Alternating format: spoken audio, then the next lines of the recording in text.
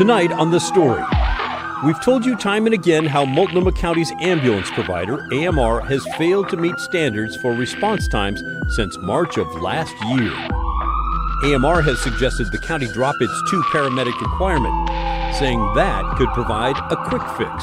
So as of now, no indication that a 1 paramedic and 1 EMT would be coming at any point soon? Not anytime soon. Investigative reporter Evan Watson continues his series tonight, showing us 2 ways the county has adjusted to try and ensure that when you call 911, someone is on the way immediately. We have a long way to go, but the project is looking very promising. From how your emergency calls are funneled to dispatchers to who responds to the scene, here's The Story.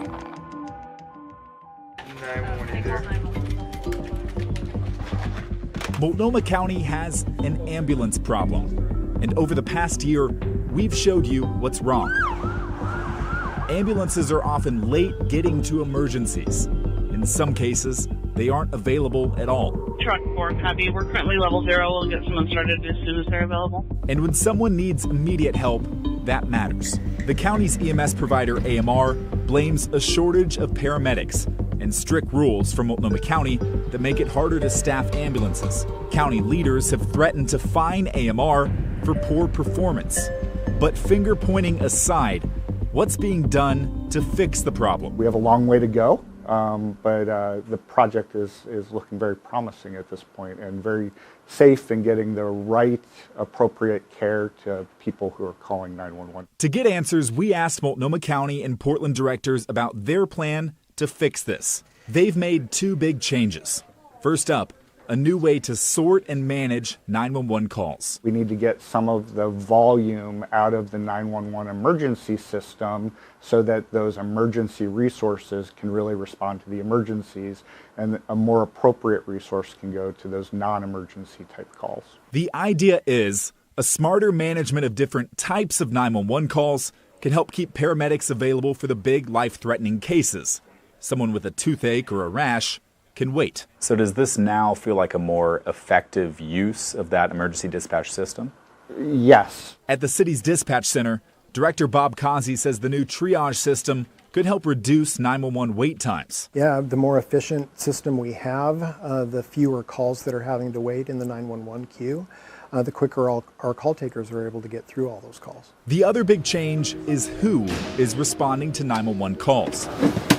AMR Multnomah County has now started sending teams of 2 EMTs, not as highly trained or qualified as paramedics, to provide care in lower-level cases.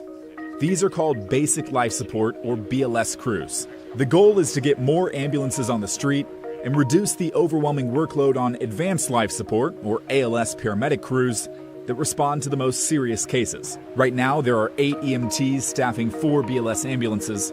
AMR is hiring more EMTs, and the county wants that. So I think you have to scale up. Scale up to take pressure off the ALS paramedic crews, hopefully eliminating the concerning level 0 situations, when all ambulances are tied up and dispatchers have 0 ambulances they can send to an emergency. Yeah, I think it's reduce the duration of the level 0 events, reduce the level 0 events, and then increase the availability of ambulances, and that's what we're seeing. But big picture, will these changes solve the county's ambulance problems? AMR says it needs mixed crews, 1 paramedic and 1 EMT, to make things better. For decades, Multnomah County health officials have insisted that ambulances need to have 2 paramedics to provide the best medical care. The BLS program shows some room for flexibility. I think we're seeing a need for more different resources than what we've historically had looking backwards. But the county still says it has no interest in allowing a 1-in-1 model anytime soon. Both changes, the 911 triage system and the use of EMT crews, are active now. County leaders say they can't promise a permanent fix, but early data is encouraging. Evan joins me now. So I just want to make sure I understand. They're not budging on the 2 paramedics, but they are creating this whole new group of EMTs, yeah? Yeah, that's right. The county is being flexible to an extent. We're now using 2 EMT crews, what they call basic life support, to respond to those lower level situations. But for most emergency calls, the county still wants 2 paramedics to do that. The hope of this expanding this out is that the EMT crews will take some of that workload away, take some of that pressure off, and make sure that the paramedics are at the very least available to respond to all these emergency calls. Yeah, it does seem workable. All of a sudden you've got all these crews all over the county, so let's hope it works that way. What will you be watching as this is put in place now? Two things. First would be the response times and what those look like. So we've covered since March of last year, they've been poor and dropping off and dropping off. Will the introduction of EMTs and tiered dispatch, will that help improve the response times, get ambulances to emergencies more on time? And then secondly, the level 0 calls. When someone calls in and dispatch says all ambulances are tied up, they're busy, we have no one be able to send to you, it's just the fire that's going to respond. Well, are those level 0 calls going to drop down now? We see fewer of those, and also the time that we're on level 0, is that going to decrease? Those are kind of the metrics that I'll be watching to see how well this is working. Yeah, good things to watch for. Thanks, Evan. Always interesting and compelling. Now, let's talk about the Oregon State Hospital down in Salem. Tension and trouble is boiling over in Marion County with a battle brewing over the release of mental patients. It features state courts testing federal courts, a federal judge putting his foot down, and a new lawsuit against the Oregon Health Authority and the superintendent of the state hospital. There is a lot that is happening this week, so let's start with a little background before we dive into some court documents. Our team has been reporting on problems at the state hospital, which deals with people who have mental illness, for a long time now. There are staffing shortages and a huge uptick in aid and assist patients. Those are people accused of crimes who are deemed unfit to aid and assist in their own defense. So they're sent to the state hospital to get treatment and hopefully restore some competency so they can understand the charges against them and then move on through the justice system. That's how things are supposed to work anyway. But for decades, the process has been mired in muck. Aid and assist patients were often waiting weeks, even months, in local jails before a bed opened up at the state hospital there. So Disability Rights Oregon sued way back in 2002, arguing those patients need to be admitted quickly instead of wasting away in a jail cell. At the time, a federal judge said, "Yep, you are right." He wanted the patients in the state hospital within 7 days of being brought to jail. But as the number of aid and assist patients kept increasing, the hospitals filled up and still could not keep up with that order. So that 2002 lawsuit, it dragged on and on and on. That is, until September of last year. Now that's when a federal judge here in Portland gave strict time limits for how long people can receive care at the state hospital before they're shown the door. For misdemeanor crimes, they could only be at the hospital for up to 3 months. For nonviolent felonies, 9 months. For violent felonies, up to 1 year. After that, the hospital is supposed to return them to the counties they came from with the assumption that they've approved enough to aid in their own defense. Now, the order was meant to keep the wheels turning at the state hospital and lower those wait times for people sitting in jail. At the time, Marion County and others appealed, saying, whoa, whoa, whoa, whoa, whoa. You can't just set these people free in our community. We don't have the resources that they're going to need outside the hospital. The federal judge initially said, too bad. But earlier this summer, he amended his order, allowing the counties to request those longer stays at the state hospital for some patients. That same order said people charged with non-person misdemeanors are not going to go to the state hospital at all. And that does seem to be working. Data from last month showed the state hospital was finally in compliance with that 7-day court order from way back in 2002. So things appear to be on the right track in that regard. So everybody's happy, right? No. In a recent court filing, that federal judge, Michael Mossman, wrote that state circuit court judges in Marion County have issued orders prohibiting the release of patients from the state hospital, going directly against his previous orders. And you can bet Judge Mossman was a bit perturbed to learn that his order was being ignored. So he pulled out what is basically his ace of spades, so to speak, the Supremacy Clause of the United States Constitution. Now, in case you're a bit rusty on that, it's Article 6, Paragraph 2. It basically says that when federal and state laws or orders go against each other, federal wins every time, period. So Mossman wrote that even though Marion County judges were stopping the release of patients, their orders were actually void because his previous federal order. Mossman was basically putting his foot down, telling the judges there to knock it off. So that's got to be the end of it, right? Of course not. The problem of mental health patients being released in Salem was not over? Not even close to being over. On Tuesday, Marion County sued the Oregon Health Authority and the state hospital. This week, we talked with Marion County Commissioner Colm Willis about why they took this drastic step. The state is responsible by law for taking care of mentally ill individuals who require a hospital level of care and have committed crimes in our community. So for the state not to provide care to these individuals, the state is violating the law. That's what this lawsuit is all about. The reason we sued the state is because we just want the state to comply with the law and take care of the individuals that the legislature has said it's their responsibility to take care of. This is a crisis. This is a crisis in our communities. The reason why we're seeing the levels of homelessness, the reason we're seeing the types of livability crimes in our community recurring over and over and over again is because there are individuals who have serious mental illness, and the state is not providing the level of care that they need for them to be safe and for our community to be safe. Willis, the commissioner there, says Marion County has tried to work with the health authority for over a year to figure this all out, going to the courts though, but clearly that has not worked. He claims the state hospital has been mismanaged for years. He wants leaders there held accountable to help fix the problems. We want Oregon Health Authority to actually come to the table and to come up with real solutions. The only solution we've seen so far is the Oregon Health Authority has decided to release more individuals, more sick individuals who have committed crimes back into our community without adequate resources. The Oregon Health Authority has over a third of the state budget. They had over a $30 billion budget in the last biennium. We just need them to take this issue and make it a priority, and instead of brushing us off or pushing the counties away when we tell them how much our communities are suffering, we need them to come to the table and come up with real solutions for these individuals.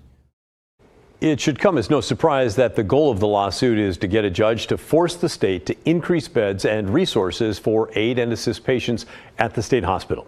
We'll see where it goes from here. But what about you? What do you think about all this? This is surely a bit of a drama that will not be over anytime soon. Send us your thoughts on it, will you? Email us. The address is thestory@kgw.com, or call and leave a voicemail. The number's 503-226-5090. Still to come on the story, Multnomah County commissioners faced a full house today as they heard testimony of what to do with tens of millions of dollars meant for the homeless crisis. But when the time came for a discussion between commissioners on how to spend that money, the bickering began. Our Blair Best was there, and Blair and I have a lot to talk about. Stick around for that when the story returns.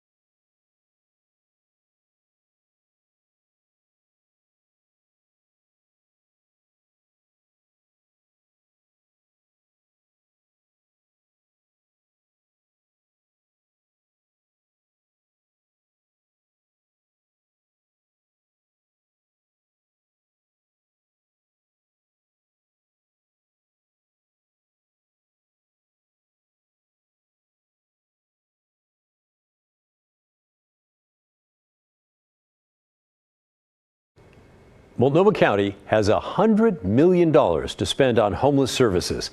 Today, they asked the public for input on how they should spend it. And so, for 2 hours, they heard that it's needed for recovery housing, detox, and addiction treatment. Did the message get through? I think it did. Did the money follow? Not so much. Blair Best reports. When I finally got the treatment. In a packed Multnomah County boardroom Thursday morning, a fragile slice of Portland was front and center. When I finally made it to recovery, I had just survived my 8th overdose. Within the last month of my addiction, I was in and out of every hospital in the Portland area due to drugs and alcohol. In emotional testimony, about 40 people asked county commissioners for one thing. I come here today asking that some of the funds be directed to recovery housing, detox, and treatment. You have the power to save many lives. It's just a flick of your pen. Please help us. I hear loud and clear what you are all asking for. And, I think it's going to be really important that as we make these decisions about the SHS funds, we are acting on what we heard. In total, Multnomah County has more than $100 million unspent dollars meant for the homeless and addiction crisis. Last week, they voted on how to spend $17 million of it. And this week, they're deciding how to spend $62 million more. First of all, I just want to start off by thanking everyone for continuing to engage in this process of digging. County Chair Jessica Vega-Peterson is proposing the following: $21 million for more shelter beds in Portland, $12 million for sobering centers and transitional housing, $9 million for rent assistance, $3 million for day centers, $10 million for homelessness prevention projects, and $2 million for homelessness data collection services. No one should characterize this as a take it or leave it proposal. This is a collaboration, and I haven't proposed allocating every last dollar. But there was no collaboration, as the meeting quickly reached a standstill. I don't think we'll have time to have meaningful interaction about that. So. As commissioners bickered over procedural issues that seem to continually hijack these important discussions. Discussions the chair allocated just 30 minutes for. We just got your proposal, the night of Tuesday. I didn't even see it till yesterday morning, and then it's out there. That is not a way to have these conversations. And I just want to echo on the time piece. Yeah. I have some comments and questions, and my comments and questions alone would take the remaining half hour. Yeah. So, I think we're going to need more time. Yeah. Until we as a group figure out what is the process to determine our priorities, I think we're going to be talking in circles, because right now there's no guardrails. We are just all over the place. This left Commissioner Julia Brim-Edwards with just 6 minutes to share her ideas. Commissioner Shushila Jayapal didn't even get the chance. So just to my comments. First, I want to say that I'm very supportive of the creation of more shelter beds. So, Julia, I'm sorry, Commissioner Brim-Edwards, we're over time, and I want to Thank you for allowing me to share my concerns, and I look forward to the process. Yeah, and we will.